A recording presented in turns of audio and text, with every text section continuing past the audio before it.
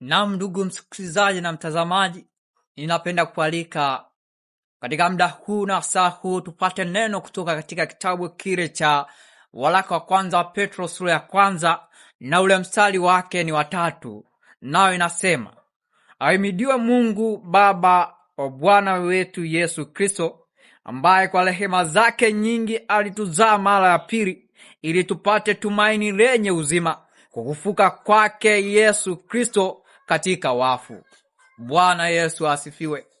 Tunaposoma katika kitabu hiki cha Petro wa kwanza sura ya kwanza mstari wa 3, tunaona kwamba lipo tumaini lenye uzima, na tumaini hili linapatikana kwa sababu ya kifo cha Yesu pale msalabani, lakini katika kufuka kwake lipo tumaini lenye uzima. Yapo matumaini mengi yanayopatikana katika dunia hii, na watu wameyaweka kuwa vipaumbele katika maisha yao. Wapo watu wameweka tumaini katika fedha walizonazo, lakini wapo watu wameweka matumaini katika taaluma walizonazo, lakini watu wameweka tumaini katika umaarufu walionao. Watu wameweka matumaini katika vitu mbalimbali, lakini wengine wameweka matumaini katika waganga wao wa kienyeji. Lakini na wakati huu nataka nikwambia kwamba lipo tumaini lenye uzima ambalo linapatikana kwa Yesu Kristo. Tumaini hili ambalo halitakuwa na kikomo. Tumaini ambalo halitakuwa na kikomo. Matumaini mengine ya haya dunia hii tunaona yapo yatakuwa na kikomo. Yapo muda yatafika, yataisha.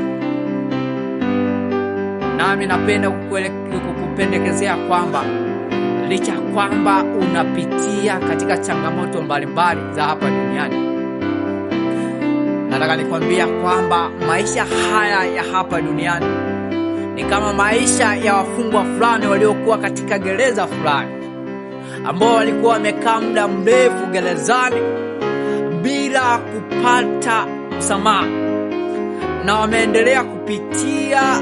wakaendelea kupitia mateso na changamoto nyingi huko gerezani. Ikafika wakati wakakata tamaa ya kwamba haitawezekana, kama ipo siku wataachiliwa huru. Lakini ndipo siku moja serikali ikatoa tangazo ya kwamba muda si mrefu baadhi ya majina ya wafungwa wataachiliwa huru. Wafungwa hawa ndipo wakapata tumaini ambalo lilikuwa limepotea katika mioyo yao, likaanza kuwaka ndani ya mioyo yao. Licha kwamba waliendelea kufungwa, lakini waliamini ya kwamba ipo siku wataachiliwa na kuwa huru. Katika wakati huu nataka nikwambia kwamba maisha haya, changamoto unayopitia ni kama wafungwa waliokuwa wanapitia changamoto pale gerezani. Wakati mwingine waliishi wakiwa hawana tumaini kwa sababu walikaa muda mrefu gerezani, lakini serikali ilipotangaza ya kwamba muda si mrefu wataachiliwa huru, wafungwa hawa walipata tumaini ndani ya mioyo yao. Nataka nikutangazia kwamba kuna tumaini ambalo linapatikana kwa Yesu Kristo. Inawezekana ulikuwa unaishi bila tumaini,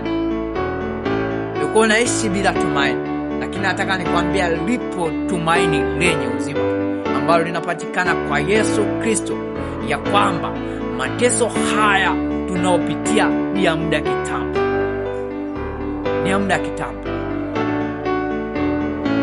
Upo mwisho, yatakoma, kwa sababu Yesu atarudi tena mara ya pili na atatutwaa na tutaulisi uzima.